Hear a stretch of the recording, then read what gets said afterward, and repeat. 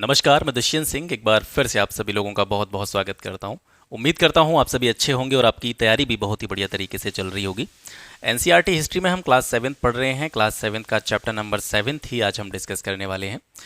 और एक चीज़ मैं आपको पहले से ही बताते हुए चल रहा हूँ कि पूरी 7th क्लास की बुक में हम 700 से 1750 की समयावधि की विशेष घटनाओं के बारे में चर्चा कर रहे हैं। तो मुख्य रूप से हम बात करेंगे आज 8वीं से 18वीं शताब्दी के बीच में जो जनजातियाँ थीं, जो खानाबदोश लोग थे और एक जगह बसे हुए जो भी समुदाय थे, उनके बारे में आज के इस अध्याय में हम चर्चा करेंगे। तो चलिए क्लास स्टार्ट करते हैं। सबसे पहले जानते हैं जनजातीय समाज के विषय में।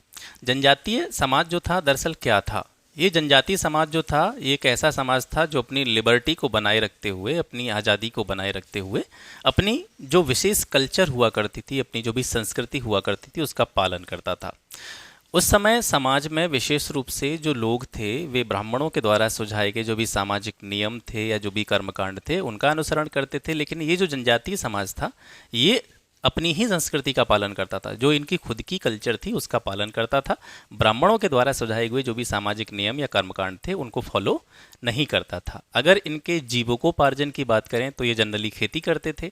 इसमें से कुछ लोग शिकार, संग्रहण पद्धति पर जो है अपना जीवन यापन करते थे। संग्राहक क्या होता है आपको पता है, जो भोजन का संग्रहण करने का काम करता है। एक जगह से यहाँ से भोजन इकट्ठा किया, जंगलों से, वनों से जो भी उत्पाद मिलते हैं, जो भी प्रोडक्ट मिलते हैं, उनका संग्रहण करना, शिकार करना, पशुपालन करना, खेती करना। तो ये सारे काम ऐसे थे जो जनजातीय समाज अपने जीविकोपार्जन के लिए करता था। इसके अलावा कुछ जो जनजातियाँ थीं वो कैसी थी? खानाबदोश, नोमैड टाइप की। खानाबदोश मतलब ये एक स्थान से दूसरे स्थान तक यात्राएं करते रहते थे। इनका कोई स्थायी निवास स्थान नहीं था।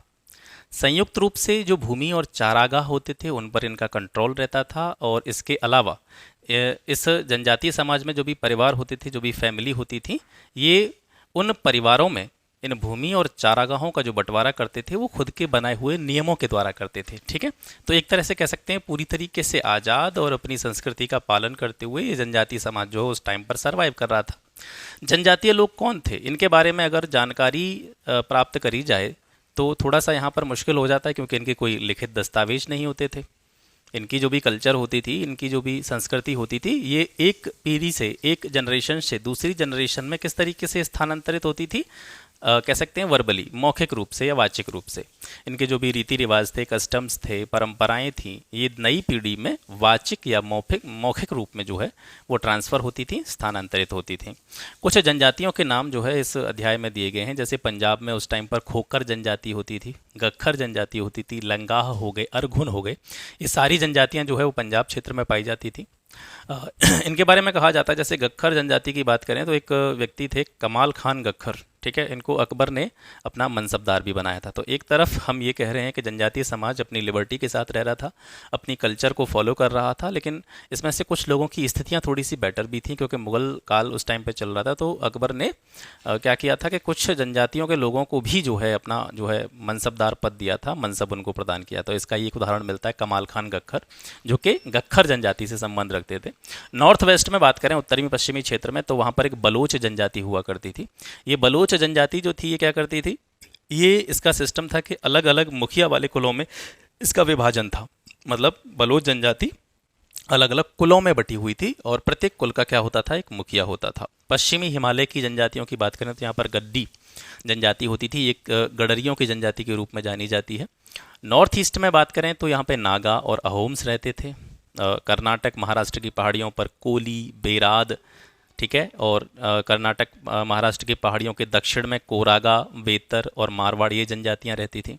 वैसे जनजातियों वाला चैप्टर आगे मैं आपको बड़े डिटेल से पढ़ाऊंगा, क्योंकि मैपिंग की सीरीज़ में आपके लिए स्टार्ट करूंगा कि जितनी भी चीज़ें हैं, जितनी भी फैक्चुअल इन्फॉर्मेशन है वो मैपिंग के द्वारा मैं आपको बताऊं। जैसे नदियां हो गई, आपके पहाड़ हो गए, पर्वत श्रृंखलाएं हो गई, जनजातियां हो गई। ठीक है, तो जो भी मैपिंग से चीज़ें समझाई जा सकती हैं, आगे धीरे धीरे मैं चीज़ों को बढ़ाने का प्रयास कर रहा हूँ। आगे जो भी चीज़ें आपके एग्ज़ाम के लिए बहुत ज़्यादा फ़ायदेमंद हो सकती हैं उन सभी चीज़ों को मैं यहाँ पर लाने का प्रयास करूँगा। तो मैपिंग की सीरीज़ भी जो है मैंने विचार कर रखा है कि मैपिंग भी आपको कराऊंगा सारी की सारी चीज़ों की। तो यहाँ पर केवल केवल, क्योंकि आपको मैं हमेशा से कहता चला आया हूँ कि देखिए तथ्यों को याद करने पर फोकस नहीं करना है, परिवर्तन, इतिहास पढ़ रहे हैं तो परिवर्तनों पर ध्यान दीजिए, सिर्फ चेंजेस पर ध्यान दीजिए। पश्चिमी और मध्य भारत की जनजातियों में बात करें तो भील जनजाति यहाँ प्रमुख रूप से पाई जाती थी। 16वीं सदी तक ये जो लोग थे, भील लोग जो थे, ये खेतिहार हुआ करते थे, मतलब छोटी मोटी खेती बाड़ी किया करते थे, और कुछ लोग इनमें से जमींदार भी थे। ठीक है, यानी कुछ लोगों की स्थिति थोड़ी सी बेहतर भी थी। छत्तीसगढ़, मध्य प्रदेश और महाराष्ट्र की बात करें तो यहाँ पर गोंड जनजाति जो है विशेष रूप से पाई जाती थी। बिहार झारखंड में चेर, मुंडा, संथाल, इस तरह की जनजातियाँ थीं। चेर लोगों में एक बात आती है कि अकबर के सेनापति मानसिंह के द्वारा 1591 में जो है चेरों का जो है थोड़ी सी स्थिति उस टाइम पर ठीक ठाक थी, चेरों का शासन भी चलता था, चेरों में राजा भी होते थे। तो 1591 में अकबर के सेनापति मानसिंह के द्वारा चेरों को परास्त कर दिया गया था।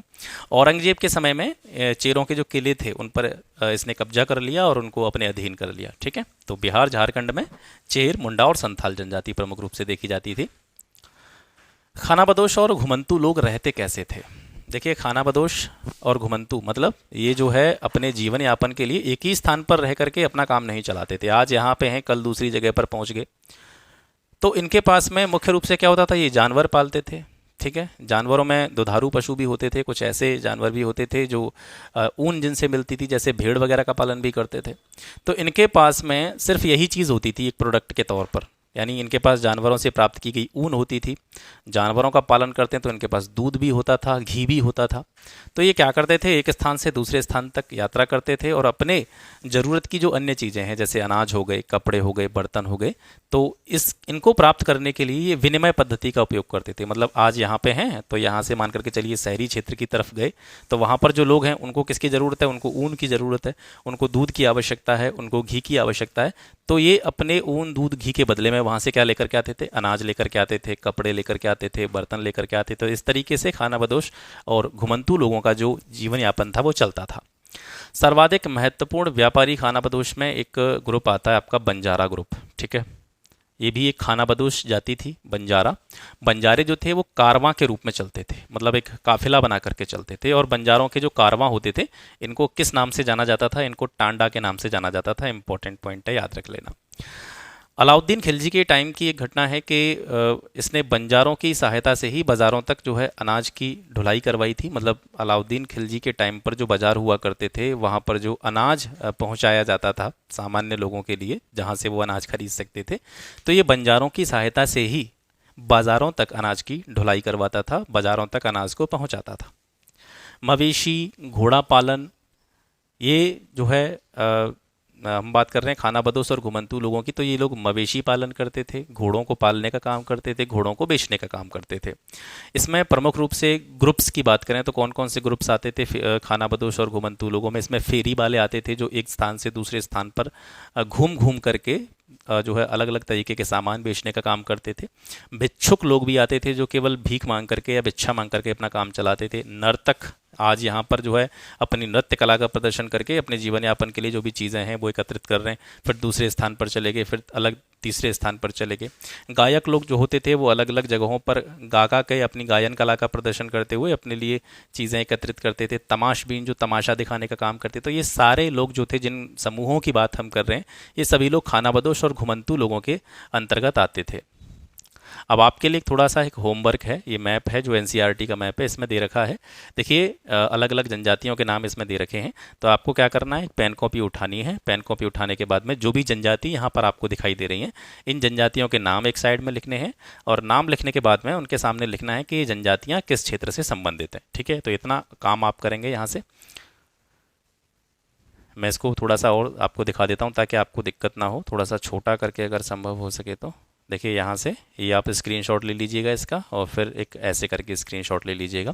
फिर इसके बाद में इसको काम को जो मैं आपको बताता हूँ उसको जो है करना ज़रूर आपको चाहिए, क्योंकि ये सारी चीज़ें आपके लिए बहुत ज़्यादा इंपॉर्टेंट है। अगर आप यहाँ से देखेंगे, मैप की सहायता से देखेंगे और इन सभी जनजातियों के नामों को लिखेंगे और फिर मैप में से ढूंढने का प्रयास करेंगे, तो आधी चीज़ें अपने आप आपको याद हो जाएंगी। बदलता समाज, नई जातियाँ और श्रेणियाँ। समाज, अब तक जैसे हम जनजातियों की बात कर रहे थे, खानाबदोश लोगों की बात कर रहे थे, घुमंतू लोगों की बात कर रहे थे, धीरे धीरे समय के साथ साथ समाज में परिवर्तन प्रारंभ होते हैं, नई जातियाँ आती हैं, नई श्रेणियाँ पैदा होती हैं।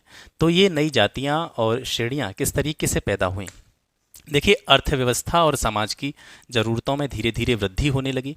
और जब अर्थव्यवस्था और समाज की ज़रूरतों में वृद्धि हुई तो समाज को आवश्यकता थी ऐसे लोगों की जिनमें नए नए हुनर हों, नई नई स्किल हों।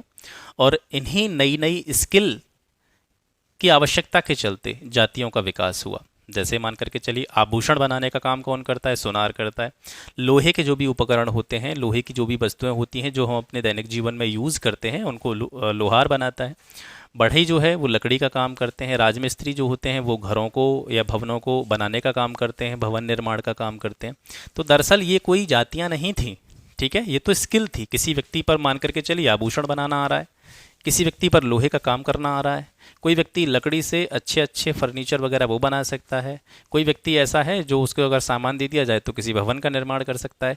तो क्योंकि अर्थव्यवस्था धीरे धीरे बढ़ रही थी, समाज की ज़रूरतों में वृद्धि हो रही थी, तो समाज को नए नए स्किल वाले लोगों की ज़रूरत पड़ी। तो जैसे सुनार हो गए, लोहार हो गए, बढ़ई हो गए, राजमिस्त्री हो गए। तो ये जो पार्टिकुलर जिस स्किल में पारंगत थे उस काम को ये करने लगे, धीरे धीरे ये जातियां बन गई। ठीक है, तो वर्ण के बजाय जाति समाज के संगठन का आधार यहाँ से बनने लगती है। इससे पहले समाज जो विभाजित था वो वर्णों में विभाजित था, ब्राह्मण, क्षत्रिय, वैश्य, शूद्र। धीरे धीरे काम के आधार पर, स्किल के आधार पर, हुनर के आधार पर जो जातियां हैं वो इमर्ज्ड होने लगीं और सुनहार, लोहार, बढ़ई, राजमिस्त्री जैसी जातियों का निर्माण हुआ। अब यहाँ पर हम प्रमुख रूप से गोंड और अहोम जो जनजाति हैं उन पर थोड़ा सा प्रकाश डालेंगे, विस्तार से इसके बारे में जानेंगे। तो गोंडों की बात करते हैं। गोंड जो थे गोंडवाना नामक विशाल वन प्रदेश में निवास करते थे। ये स्थानांतरीय कृषि करते थे। स्थानांतरीय कृषि मतलब जहाँ पर गोंड रहते थे वो जंगल एरिया था ज़्यादातर। तो वहाँ पर क्या होता था कि कृषि योग्य भूमि का निर्माण करने के लिए जो जंगल होते थे उनको जला दिया जाता था। जला करके भूमि को साफ करके उसको खेती योग्य बनाया जाता था।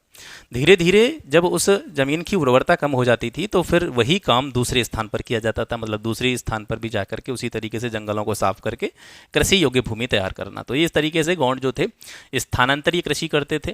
गोंड कुलों में विभाजित थे और प्रत्येक कुल का अपना एक राजा होता था जिसे राय भी कहा जाता था। गोंडों का जो राज्य था, जैसे गोंड राज्य हो गया पूरा, राज्य का विभाजन गढ़ों में था। गढ़ जो है वो 84 में बटे हुए थे और 84 जो थे बरहोत में बटे हुए थे। ये 84 और बरहोत क्या है इसको समझिए पहले। देखिए, एक तो राज्य हो गया, ठीक है, एक राज्य हो गया, राज्य का विभाजन हो गया गढ़ में और गढ़ बट गए 84 में। 84 मतलब 84 गांवों का समूह, ठीक है। 84 यहाँ पर क्या मतलब है? एक ऐसा समूह जिसमें 84 गांव आते हैं। और बरहोत का मतलब है 12 गांवों का समूह। तो राज्य सबसे बड़ा होता था, राज्य के बाद में छोटी इकाई होती थी वो गढ़ होता था, गढ़ के बाद में गढ़ जो है अलग अलग 84 वाली कैटेगरीज में बटे होते थे जिसमें 84 गांव आते थे और 84 जो थे वो बरहोत वाली कैटेगरी में बटे होते थे, ठीक है। अकबरनामा जो ग्रंथ है अबुल फजल का, उसमें यह बताया गया है कि एक गढ़ था जिसका नाम था कटंगा। जैसे राज्य किस में विभाजित था, आप यहाँ पे देख रहे हैं गढ़ों में विभाजित था, तो ऐसे ही गढ़ अलग अलग नामों से हुआ करते थे। तो ऐसे ही एक गढ़ का नाम था कटंगा। तो गढ़ कटंगा के गोंड राज्य में 70,000 से अधिक गांव थे। ये जो है आपको जानकारी कहाँ पे मिलती है? अकबरनामा में मिलती है। गढ़ कटंगा के जो राजा थे उन्होंने संग्राम शाह की उपाधि धारण की थी और संग्राम शाह की उपाधि धारण करने के पीछे कारण क्या था कि ये खुद को राजपूतों के रूप में मान्यता दिलवाना चाहते थे, राजपूतों के रूप में मान्यता प्राप्त करना चाहते थे।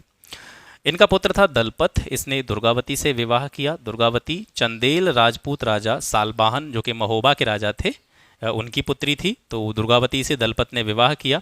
1565 में आसिफ खान के नेतृत्व में जो है मुगल आक्रमण हुआ था। दलपत की मृत्यु दरअसल पहले ही हो चुकी थी। दलपत की मृत्यु जो है वो पहले हो चुकी थी। दुर्गावती जो है इस पर शासन कर रही थी। दुर्गावती जो है पराजित हुई थी आसिफ खान के नेतृत्व में जो मुगल आक्रमण हुआ था 1565 में, ठीक है। तो इन्होंने मतलब आप यहाँ पे देख पा रहे हैं कि गढ़कटंगा के राजा ने संग्राम शाह की उपाधि क्यों धारण की है? राजपूतों के रूप में मान्यता प्राप्ति के लिए। इस वजह से इसके पुत्र ने राजपूतों की पुत्री से विवाह किया, ठीक है, क्योंकि ये उस कह सकते हैं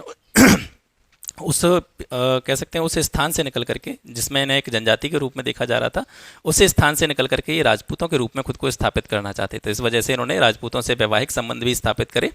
और आप यहाँ पर देखें दुर्गावती का नाम इसमें विशेष रूप से आता है जो कि 1565 में मुगलों के द्वारा पराजित हुई थी। आगे देखते हैं अहोम्स के बारे में। अहोम दरअसल ये म्यांमार से आए थे। 13वीं सदी में ये ब्रह्मपुत्र घाटी में म्यांमार से आकर के बस गए थे। जब ये म्यांमार से ब्रह्मपुत्र घाटी में आए थे तो यहाँ पर भुइयाँ लोग रहते थे। कहाँ पे? ब्रह्मपुत्र घाटी में।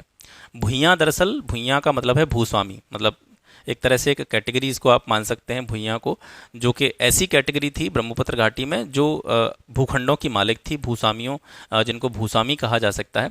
तो इन भुइयाँ लोगों की पुरानी राजनीतिक व्यवस्था को जो है अहोम्स ने समाप्त कर दिया था और ब्रह्मपुत्र घाटी में एक नए राज्य की स्थापना की और अपना एक बड़ा विस्तृत राज्य बनाया। इसके साथ साथ इन्होंने आग्नेयास्त्र बनाना स्टार्ट किया, बारूद या तोपों के निर्माण, इस कला से भी ये परिचित थे। 1662 में मीर जुमला के नेतृत्व में अहोम्स पर क्या हुआ? मुगल आक्रमण हुआ।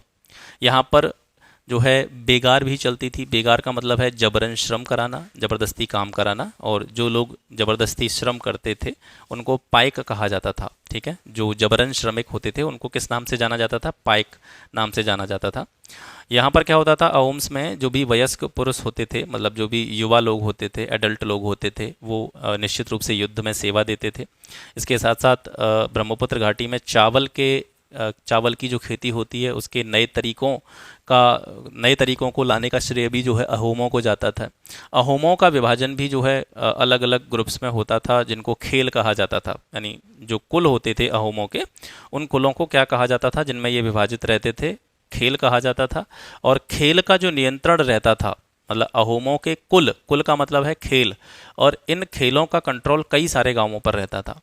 17वीं शताब्दी के पूर्वार्ध में क्या होता है? ब्राह्मणों के प्रभाव में वृद्धि होती है, तो इसमें से बहुत सारे अहोम जो होते हैं वो हिंदू धर्म ग्रहण कर लेते हैं।